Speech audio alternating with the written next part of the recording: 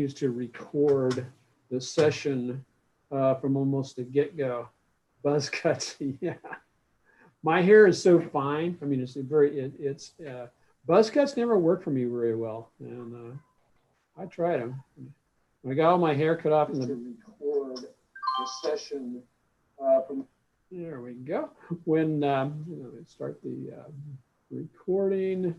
So if you're joining us via YouTube, welcome aboard. And if you're joining us just live, welcome you also. Let's get into today's session. We got a lot of good stuff. Steve's sent over a couple of really good stocks for us to take a look at. We'll try to keep this down to about 15 minutes or so. And we've been talking about all kinds of different stuff as we've gotten going. Good morning or good afternoon, wherever you may be. This is Dennis Wilborn, founder of Active Trend Trading. Welcome to the How to Make Money Trading Stocks. This is our weekly live stream that we do every week. Now, in November, there will probably be some modifications to how we do this webinar. I'm looking at potentially going to a twice a week session. I don't know if it'll be recorded or live. If you want me to keep going with the live, because I've been doing this live one for quite a while, and I just want to make sure that it stays fresh and make sure that people are getting a good benefit from it. But if you have any suggestions on doing that, please leave your comments in the chat box. And if you basically are joining us on YouTube, leave your comments in the comment section to say, hey, yeah, we like the live stuff and we like joining in with the live stuff. And so one of the things that we do, I just want to remind you that what we do is for training purposes. Traders should always pay for trading. New method, part of the risk of their own personal capital. Really, I have had so many reports back from Active Trend Trading members and also other people trading the market that 2020, although from so many different ways, 2020 has been kind of a pain in the butt kind of year. However, from an investment standpoint, it's been pretty darn good, pretty darn strong. I know that I've had several reports from people who are, up, 50% or more for the year. We're quite pleased with the active trend trading system. It's up almost 55%. As you can see across the board, the Dow is almost taken over last year's high. S&P up about 8%. And remember, 8% is up the average that the S&P tends to do on a yearly basis. NASDAQ still the strongest player out there. Russell is in fact in gear again. And while it shows that it's down for the year and down from the all-time high, it has made up a lot of ground over the last little bit. So today's session, what we're going to be looking at, we're going to remind everybody that what we do is provide top quality market analysis every week, and we want to provide timely, actionable intel that clarifies, simplify trading decisions so you can multiply profits and minimize risk. I look at the market right now, and I see it as a stock picker's market. So I'm looking for very little movement until after the election. Now, the question is, what's going to happen after the election? And regardless of which side of the fence you may wind up on, I believe that there will be a reaction in the market after the election. May it be positive or negative.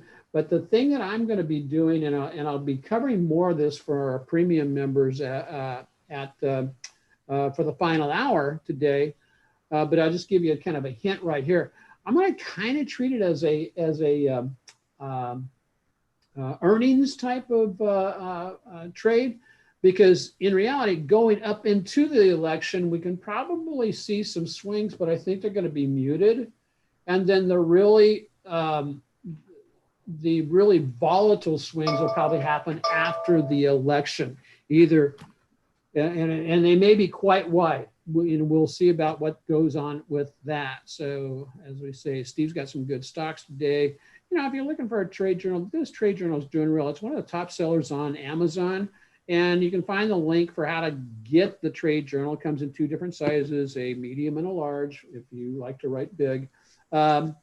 on Amazon. The link to that will be in the comments section or the description section on the YouTube channel. So there you go. So let's take a look at what we're taking a look at for this week with the stocks. Let's start here with the S&P. The S&P has made a really nice hard charge since the last part of September. This is a nice run on up back into where? Back in, always look to your left. When something stops just all of a sudden and reverses course, look to your left to see if you've run into either a level of support or a level of resistance. In this case, turned out to be a level of resistance right about. And if you're looking, here's a clue. If you're looking for where the strongest levels of support and resistance, look at the bodies of the candle, especially the smaller candles like that. When you see a little wick below it, or a little wick above, that body is telling you that, okay, at the bottom of that, or at the top of that wick, or where the body begins, that's a pretty good, strong level of resistance. And sure enough, we got it close to it, reversed down, pulled back towards the 20, and now we're bouncing back up. But notice something very interesting about the bounce back up for today. It is bouncing back up nicely, but the rally attempt is kind of just muted a little bit. Like it's going to, and like I said, I'm looking for this to kind of hang out until after the 3rd of November with the same type of situation. Look at the, if we look over here on the weekly chart, what do we have going on? We had a high here when it made its all-time high, pushing back up into that. But as it pushes back up towards this high, look at our momentum indicators. They are showing negative divergence on the weekly chart. Now, and oftentimes it's the momentum indicator, either the true strength index or the market forecast intermediate line. That's the big green one there. When they show this divergence on the longer term chart, that can be very insightful and almost predictive about what may happen going into as time goes on and have a longer term effect. Because this is a very shallow pullback over this 4-week period, nice bounce. And so it is trying to do what we call a rally attempt. And right now it's kind of running out of gas on the S&P, close to the hot past highs. IWM, correction, no, I don't want to do IWM. I want to do Qs first, representing the NASDAQ. So similar type situation today, okay? We, almost the same identical chart. And this is one of the reasons why when I'm looking at, at charts like this, if they're acting the same, I don't try to trade both the S&P and the NASDAQ. I'll pick one. And typically it's going to be the NASDAQ. I like the way it reacts and, how it, what it does. I like the NASDAQ and I like the Russell for activity. So what do we have going on here? Everything is in gear to the upside, which is good. And you could consider this a cup. As you see on a weekly chart, a nice cup. Now, if you're an IBD trader, on the indexes, they don't really talk about cup and handle type patterns, but we are getting kind of a cup and handle type pattern. So we can look for a pullback into the moving averages and a break up. What do we have going on today? Again, yeah, a nice little gap up open, but we're kind of failing, or it's stalling out. Not a lot of momentum behind the move. And it is a Friday, so that's not surprising. So the Qs, again, pulling, look for a pullback on the Qs. A better pullback area would be to about 283, right about there. And I'm picking out this particular high, this swing high right there, that as a particular reversal point. That is my action or my value zone for the Qs. Well, last but not least, IWM, representing the Russell.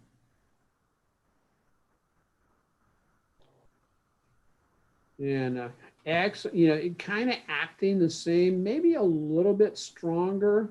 What I'm looking at is basically on, okay, here we are. This is 1, 2, 3, 4. Here we are last Friday, right there. We saw we were butting our head up against the ceiling here from past support that you can see over here, our past resistance, excuse me, over here on the left. Always look to your left.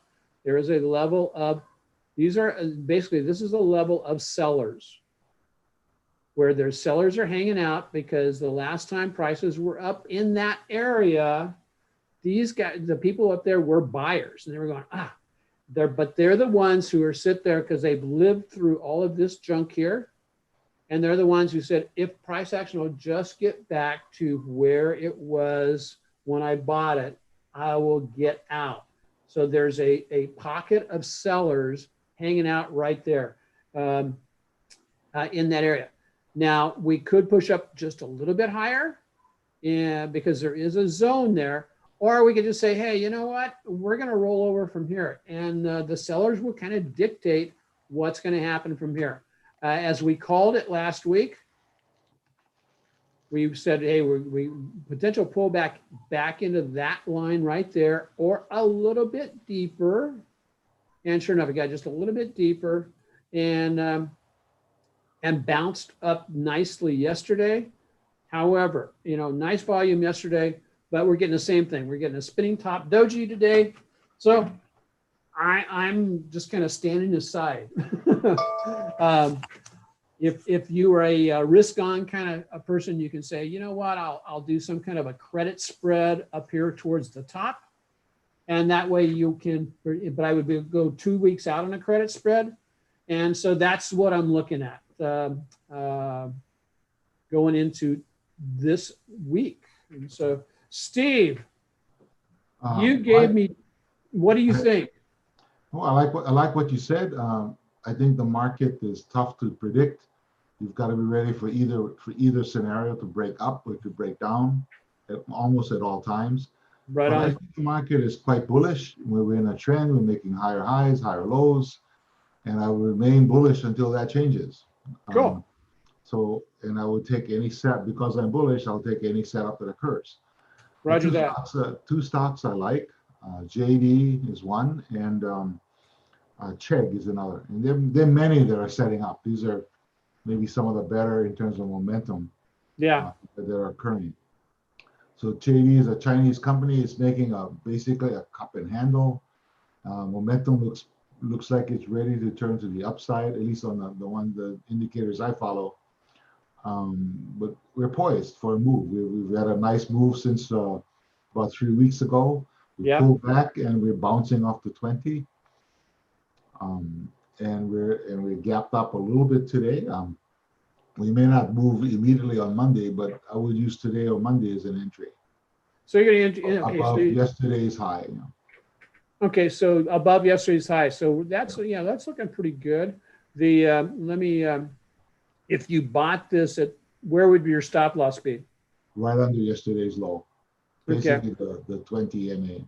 So if you got in, if you got in where it's at right now, guys, below yesterday's low, which is right there, you're within 5%. So that's a darn good stop loss. I mean, you could actually go slightly below the 20-day moving average there, and still keep it within 5%. Great pick, Steve. Love it.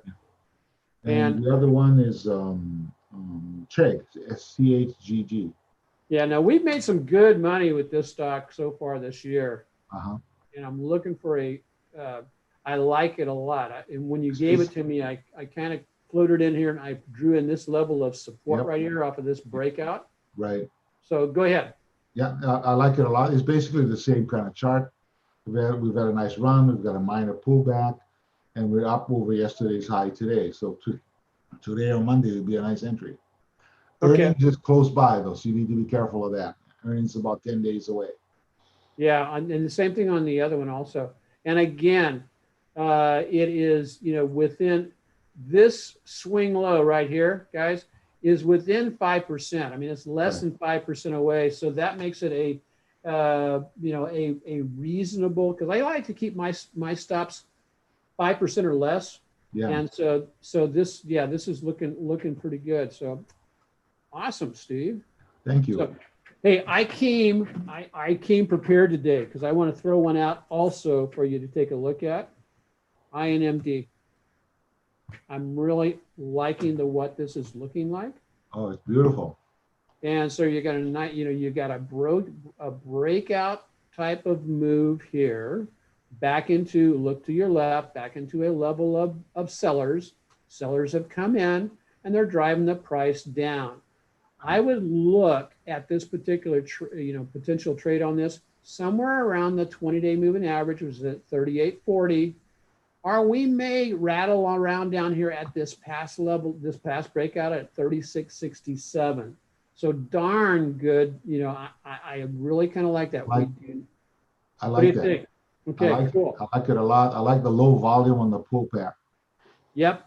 And it's pulling to between the 20, the 8 and 20, or 20 and 50. I'm not sure what you have. That's between that. It's sitting right on top of the 8 right now. The 20 is right there. Yeah. So everything is that reverse, but I'd be looking for it.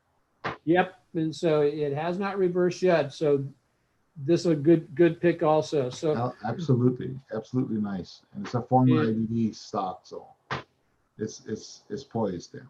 And so let's go, and that basically covers the stocks we wanted to cover today. Awesome. And so let's get back over to the slides, and we'll basically exit stage left. So, hey, remember, just keep this in mind, learn to focus on the process. The profits will follow. If you need a good trading system, of course, you always have the Investor Business Daily trading system. Active Trend Trading has a great trading system that has been very successful for many years going. I've been doing this business now for pushing 15 years. We got started in 2006 and with the Active Trend Trading system, and it's done very well. We've averaged over 30% per year every year without spending all our time looking at the computer screen, which I really like. So a question for everybody: if you had to make a profit, what is your go-to stock or ETF? Please just leave a note right there in the chat box. What is your go-to stock or ETF? And if you don't have one, okay, Steve already put down TTD, TQQ. So if you don't have one, it may be something you want to think about. Because if you can have a go-to stock when the market kind of gets kind of wonky, you can go to that. You're so intimately associated and knowledgeable about that particular entity, you can continue to do well. We've got QQQ, TQQ, so all of them very excellent. LABU, yeah, David. Now, David, is that recency bias? Didn't you have a big winner in LABU here lately? And so, no, that's cool. Awesome. So if you don't have one, it's a good time to maybe pick one. Of course, with the Active Trend Trading, what we do with that is we basically we trade 7 ETFs plus one, along with their leveraged ETF, and we do the 3 indexes and 4 sectors. So if you're joining us on YouTube, please subscribe, hit the bell to be notified of new content, and give us a thumbs up. Leave some comments. That's really awesome. If you're looking for a simple, straightforward system to trade, try our Power Rank Elite Top 5 for $19.99 a month. You get 5 stocks every week. Identified levels to entry, identified levels to how to put your orders in, and so if you're looking for that, it's if you're working full time, you don't have time to really get into the depths of a system. This may be something you would be interested in. Switch your trades to autopilot, and the link for where to get this is also in the description. So without any further ado, welcome to the mid-month of October. Looking forward let's finish up the month strong. And so from our home to yours, aloha, trade well, prosper, keep sharpening your saw. Keep sharpening your saw. Have a great weekend. And again, if you're not a subscriber to us on YouTube, join and then also watch our next video. Aloha. God bless everybody. Have a great weekend. Thanks, Steve. Thank you. Thank you. Take care. Bye.